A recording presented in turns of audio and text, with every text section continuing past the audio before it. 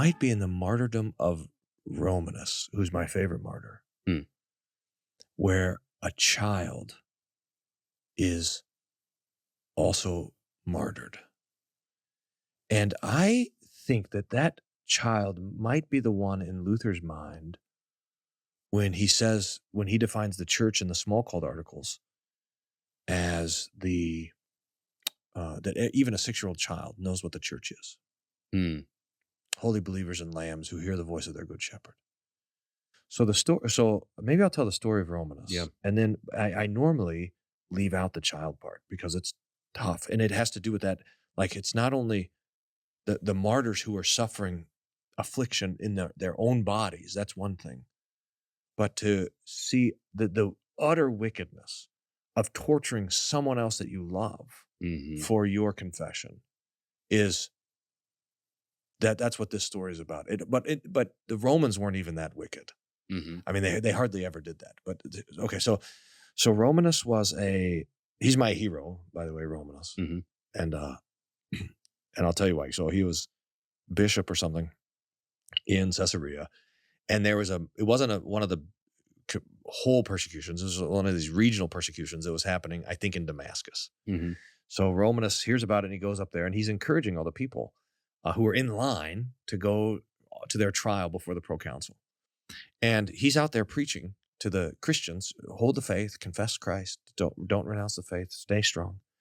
And one after another, the Christians were going in to the proconsul and confessing Christ. And they were getting like increasingly bold till one of the guys just walks in and doesn't say anything. He just shows his neck to the proconsul. In other words, kill me. I'm not going to offer the incense. And the proconsul's like, what is going on? Like, what's gotten into these guys?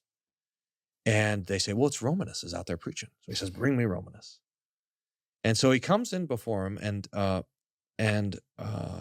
the proconsul says to Romanus, don't you know that you're the reason why all these people are dying? And Romanus says, I'll gladly die with them. The proconsul says, indeed you will. Kill him. And the gladiator, the soldier, whatever, there says, well, we can't just, you have to have a trial first. He's a Roman citizen. You know, his name's Romanus. Like, you can't get more Roman citizen-y than naming Romanus. So he puts him there on trial, and he starts demanding that he confess Lord Caesar, and he refuses. And so they flail him. They take the sword and, peel off his skin on the front and the back and expose his ribs. And he continues to confess Christ. And so they beat him. They knock his teeth out. They tear off his eyebrows. I don't know why. That can't be nice. And he still continues to confess Christ. The proconsul says, why are you confessing this new God, Christ, instead of worshiping the old gods? And the story says that Romanus took the occasion to explain the eternal generation of the Son of God. So he's teaching this catechism lesson on the eternal nature of Christ in the midst of this beating. Yeah. It's amazing. And it's at this point that the story turns to the child. But I'll come back to that. So okay. I'll finish with Romanus. So the proconsul says, shut him up. So they take the sword and they drive it through Romanus's mouth. They put the sword into one cheek and out the other. And they pull it out. They cut his tongue. And Romanus says, I thank you, sir, for giving me more mouths to praise my God. Wow. Now, I think that, I just don't know. I think in the resurrection, all our injuries will be healed. But I just wonder if the Lord will let like Romanus keep his extra mouths. And in the resurrection, we'll be like, Romanus? Yeah. And he'll say, yes, how did you know? I mean, but can you imagine that? So that is, all right, this is bad. That is what we call cheeky. But you see, I mean, like that kind of boldness. Yeah. That marked the martyrs. Now, in the middle of this whole trial, the proconsul says, nobody knows your doctrine. And Romanus says, the children know what we believe. And so there was a Christian family there, and the mom with a child, a 6-year-old boy.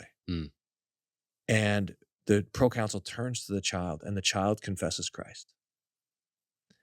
And the proconsul, uh, and the child is trembling. And the child's mother says, be strong. Mm. Knowing what it's going to cost, be strong.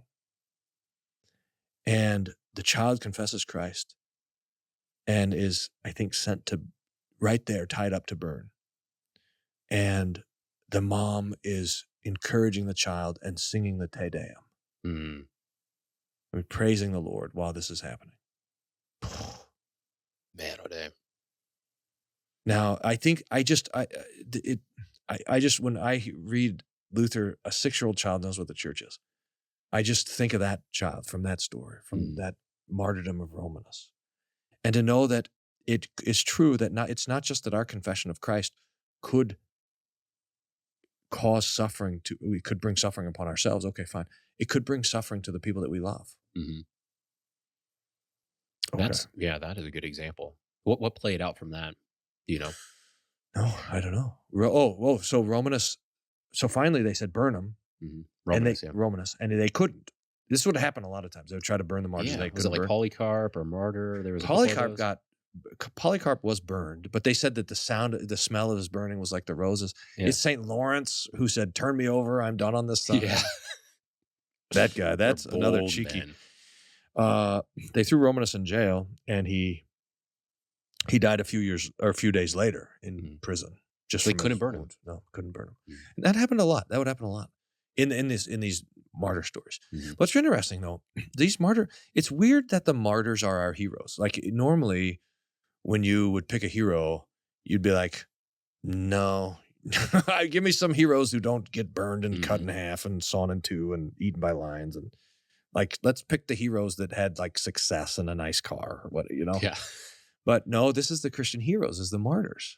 They're the ones. It's already a strange phenomenon.